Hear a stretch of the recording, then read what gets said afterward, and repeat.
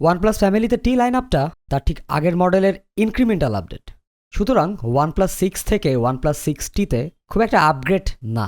একজন প্রাক্তন OnePlus user হিসাবে ফোনটা রিলিজ পাওয়ার পরই আমার মাথায় আসে এবার ফোনটা কিনেই রিভিউ করব।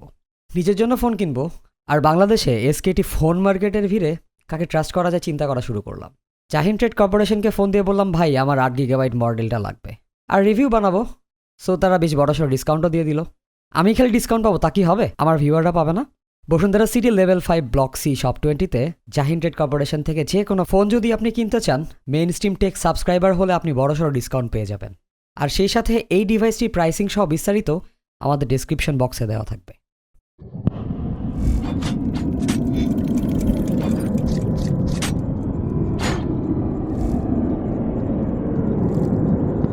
আর আপনারা এই মুহূর্তে কে কোন ফোন ইউজ করছেন আমাদেরকে কমেন্ট করতে ভুলবেন না। আমাদের ফোনটা 8GB ভার্সন, কিন্তু বক্সটা কেন জানি নিউজ প্রিন্ট পেপারের মতো। আর এই বক্সের সাথে একটা 3.5mm ডঙ্গল লাগালেই বোঝা যাচ্ছে এটা আসলে OnePlus 6T। আগে টাইডের মতো একই নতুন সাদা বক্সের ভাইবটা এবার নেই। বক্সে ফোন, নিচে কিছু ভুংভাং কার্লপের একটা লাভ লেটার, বিশাল বড় একটা ড্যাশ চার্জার এবং OnePlus-এর সিগনেচার লাল গরু, লাল টাইপ সি কেবল। কিন্তু এ কি 3.5mm অ্যাডাপ্টার ধরিয়ে দিল, ইয়ারফোন পোর্ট নাই। তবে সামনে পেছনে গরিলা গ্লাস 6-এ মোড়ানো ফোনটির কোথাও ফিঙ্গারপ্রিন্ট সেন্সর খুঁজে পেলাম না। রিলিজ নোটে দেখেছিলাম ডিসপ্লে নিচে নাকি ফিঙ্গারপ্রিন্ট সেন্সর দিয়েছে। আর এই সবুজ কালারের লাইট দিয়ে আমাদের ভূগোল পড়ানোর চেষ্টা করছে। ভাই এটা দিয়ে ফিঙ্গারপ্রিন্ট সেন্সরে কাজ চলবে?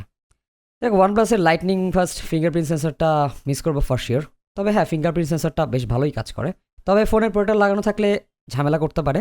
আর বিশেষ করে টিন্টেড গ্লাস প্রোটেক্টরগুলো অনেক ফোরামে দেখলাম ঝামেলা করছে। তবে আন্ডার ডিসপ্লে ফিঙ্গারপ্রিন্ট নিয়ে অবশ্যই ভাব দেখানো যাবে লোক সমাজে। আর ফেস আনলকের কথা বলার আগে এই মোবাইল আনলক হয়ে গেল। জিনিসটা আগের থেকেও ফাস্ট হয়েছে। বিল্ড কোয়ালিটি নিয়ে কোনো কান্নাকাটি করার জায়গা নেই। পেছন সাইডটা কার্ভড মেটাল ফ্রেম এবং আগের পজিশনে ডুয়াল ক্যামেরা। তার ঠিক নিচে OnePlus লোগো। নভেম্বরের মতো পুরা ক্লিন মাতব্বর। আগের মতো HD+ ডিসপ্লে বাজারের সেরা অ্যাস্টারিক মার্ক এবং ডিসপ্লেটি অ্যামোলেড। আর তারাকা চিহ্নিত স্থানে ফুল HD হবে। কারণ যদি OnePlus 6-এর ডিসপ্লে নিয়ে কোনো কমপ্লেন না থাকে, তবে এটা নিয়েও কোনো কান্নাকাটি করার জায়গা থাকবে না। তবে এবার সবচেয়ে বড় চেঞ্জ এসেছে নচের জায়গায়। আগেরবারের বড় নচটি এবার আরও ছোট হয়ে ওয়াটার ড্রপ নচ হয়েছে। উল্টা করে ধরলে টমের মাথায় আলুর মতো দেখা যাবে। ডিসপ্লে সুন্দর, ভিউ অ্যাঙ্গেল নিয়ে কোনো প্রবলেম নেই। কর্নারগুলো রাউন্ড, আর পার্সোনালি বলে নচটা দেখতে ভালোই লাগছে। হাইড করার অপশনও সফটওয়্যারের ভেতরে দেওয়া আছে, তো আপনি চাইলে হাইড করে ফোনটি ইউজ করতে পারবেন। ডিসপ্লের কালার প্রোফাইল চেঞ্জ করার অপশন আছে, আর ব্ল্যাক থিমটা আমার ফেভারিট। এবার আসি বেস্ট সেলিং কিছু পয়েন্ট নিয়ে। 1 নম্বরে থাকবে অক্সিজেন OS। স্টক অ্যান্ড্রয়েডের পরেই যে অপারেটিং সিস্টেমকে সবাই পছন্দ করেন সেটা হচ্ছে অক্সিজেন OS। আর OnePlus 6T-তে অ্যান্ড্রয়েড পাই জেস্টার বেসড অপারেশনগুলো ব্যাপক স্মুথ। জেস্টারগুলো কাজও করছিল ভালো। 8GB র্যামের সাথে স্ন্যাপড্রাগন 845 প্রসেসরের সাথে অনটু বেঞ্চমার্কের স্কোর প্রায় 3 লাখ।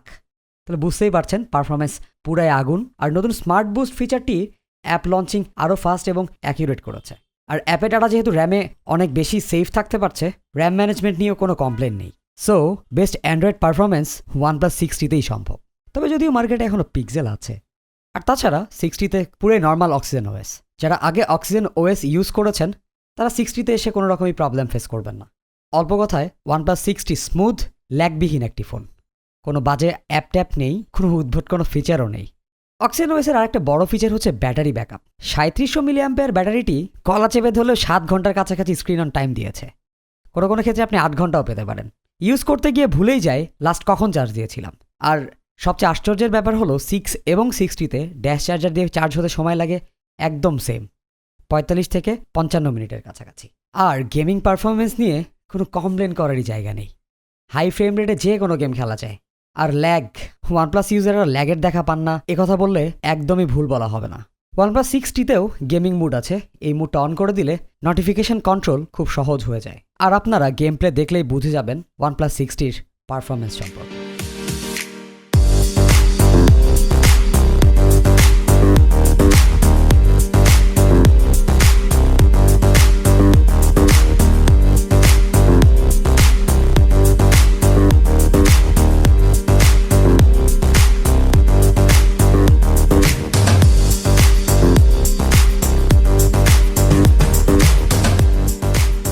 ক্যামেরাটাও OnePlus 6-এর মতো same setup. Optical image stabilisation এবং ইলেকট্রনিক ইমেজ স্ট্যাবিলাইজেশন দুটি ফিচারই থাকছে এই ক্যামেরা দুটিতে। 16 মেগাপিক্সেল এবং 20 মেগাপিক্সেল f1.4 লেন্সের সাথে একটা নতুন অ্যালগোরিদম ইউজ করা হয়েছে OnePlus 6T-তে। আর OnePlus 6 এবং 6T দুটোর ক্যামেরায় বেশ ভালোর কাতারে পড়ে এই প্রাইস রেঞ্জে। শার্পনেস ডিটেল দুটোই বেশ লাইটিং থাকলে ইনট্যাক্ট থাকে, বাট নতুন ফিচার নাইটস্কেপে ছবি দেখলে প্রথমে হা হয়ে গেলেও ডিটেল দেখে বুকে ব্যথা পেয়েছি। আর সামনে রয়েছে 16 মেগাপিক্সেল f2.0 ক্যামেরা, আর সেটিতে ব্যবহার করা হয়েছে ইলেকট্রনিক স্ট্যাবিলাইজেশন। সেলফিগুলো কিন্তু 6T-তে OnePlus 6-এর তুলনায় অনেক বেটার। ডিটেলের শার্পনেস দেখে আমি যথেষ্ট এক্সাইটেড ছিলাম।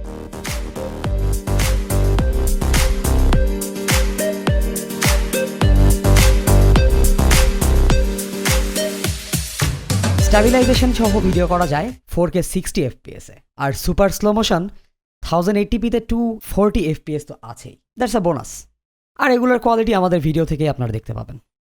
আর খারাপ লাগার দিক হলো 3.5 মিলিমিটার জ্যাক না থাকা, আর সেখানে একটা ফেক স্পিকার গ্রিল দিয়ে আমাদেরকে ভূগোল পড়ানো হয়েছে। হায় রে জীবন! যারা 50,000 টাকার রেঞ্জের ফোন কিনবেন ভাবছেন তাদের জন্য 6T একটি solid choice, despite of having the 3.5 millimetre Jack. সুতরাং এই কথাটি অবশ্যই মাথায় রাখতে হবে। কিন্তু আনঅফিসিয়াল S9 প্লাস পাওয়া যায় এই প্রাইস রেঞ্জেই, এবং S9 প্লাস সব দিক থেকেই বেটার একটি অপশন। যদি আমিও আনঅফিসিয়াল ফোন একদমই সাপোর্ট করতে পারি না, বাকিটা আপনার ইচ্ছা। এই ছিল আমাদের 6T নিয়ে বিস্তারিত আলোচনা। ফোনটি চিন্তা করেছিলাম ইউজ করব, কিন্তু 3.5 মিলিমিটার জ্যাক আমার জন্য অনেক বড় একটা ডিল। সো অনেক দুঃখ লাগলেও ফোনটিকে আমার ফেরত দিতে হবে।